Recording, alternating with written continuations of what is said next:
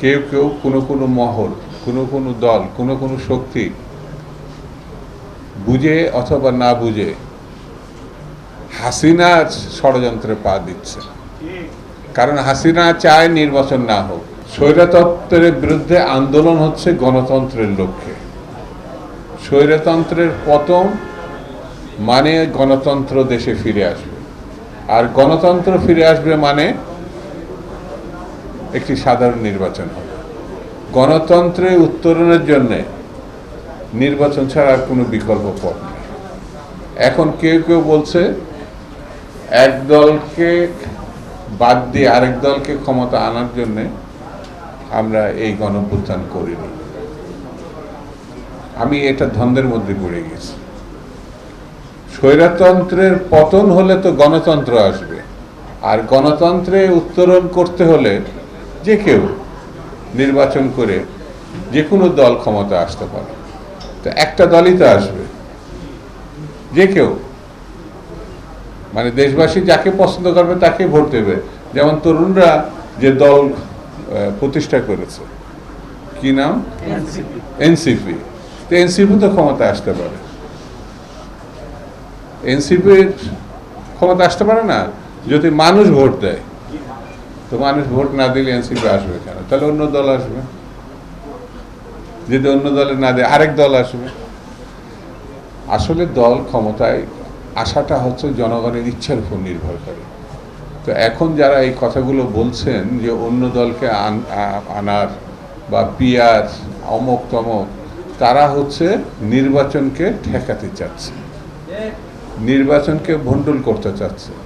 নির্বাচন যাতে না হয় সেই উদ্যোগ তারা নিতে যাচ্ছে। আর নির্বাচন না হলে পরে তা আবার স্বৈরতন্ত্র ফিরে যাওয়ার একটা লক্ষণ থাকবে। তাহলে স্বৈরতন্ত্রের পতন ঘটালাম, গণতন্ত্রের উত্তোলন করলাম না, তাহলে দেশের মধ্যে একটা অচল অবস্থা হবে।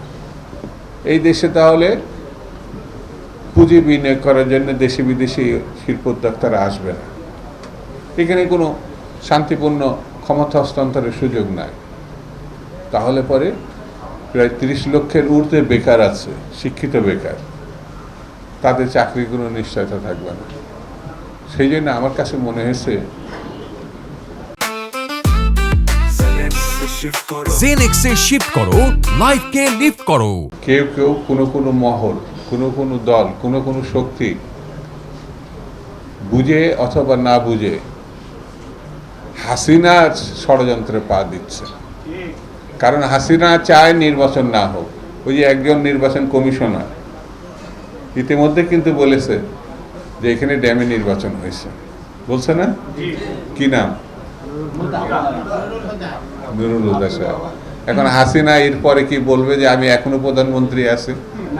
প্রথম দিকে মাঝে মাঝে বলতো না আমি পদত্যাগ করিনি, আমার পদত্যাগের কাগজ দেখাতে পারেন।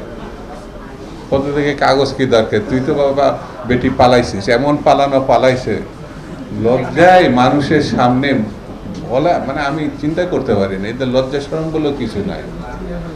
গত 50 না 100 বছরের মধ্যে এইরকম ভাবে কোনো পলাতক ব্যক্তি বাংলাদেশে না পৃথিবীর আর কোনো জায়গায় দেখা যাবে না।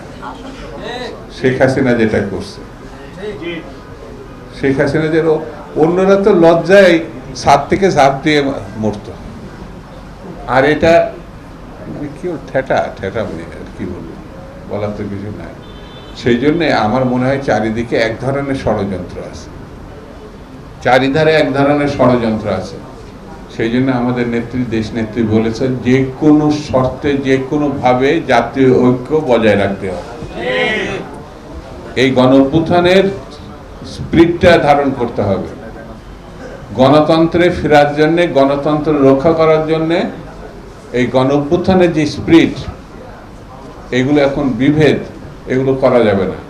আমাদেরকে এক জায়গায় থাকতে হবে, ঐক্যবদ্ধ থাকতে হবে, যতক্ষণ পর্যন্ত আমরা গণতন্ত্রে উত্তরণ না করতে পারবো। কারণ আমাদের পার্শ্ববর্তী একটা দেশ আছে, সারাক্ষণ আমাদের বিরুদ্ধে বলে যাচ্ছে, এখনো বলছে।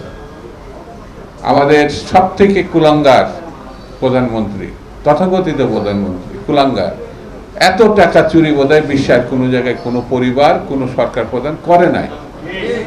এত বড় গণহত্যা এর আগে ক্ষমতায় থাকার জন্য, শুধু ক্ষমতায় থাকার জন্য এতগুলো ছেলে মেয়েকে এরা নির্বিচারে গণহত্যা করে না, তাকে তারা জায়গা দিয়েছে, কোলের মধ্যে করে রাখছে। সেই জন্য আমাদেরকে ঐক্যবদ্ধ থাকতে হবে ভবিষ্যতের জন্য, আমাদের ছেলে মেয়ের ভবিষ্যৎ, দেশের ভবিষ্যৎ, দেশের মানুষের জন্য। এটি আমাদের খুব জরুরি। এছাড়া দেশকে রক্ষা করা যাবে না, দেশের সার্বভৌমত্বকে রক্ষা করা যাবে না, দেশের মানুষকে রক্ষা করা যাবে না। সেই জন্যে আমি সকলকে ঐক্যবদ্ধ থাকা এবং ষড়যন্ত্রকারীদের বিরুদ্ধে লড়াই করার জন্য একতাবদ্ধ থাকতে হবে।